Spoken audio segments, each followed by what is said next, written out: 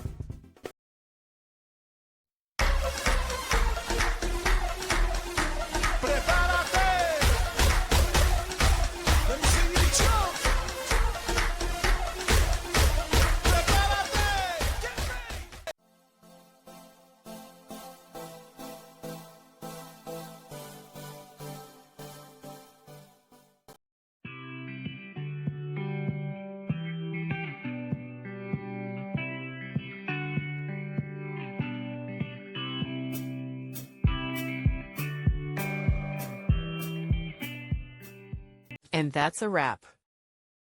I hope you found the answer you were looking for. If you did, take a second to hit that subscribe button. It really helps out. And let me know in the comments which solution worked best for you. See you next time in the debug zone.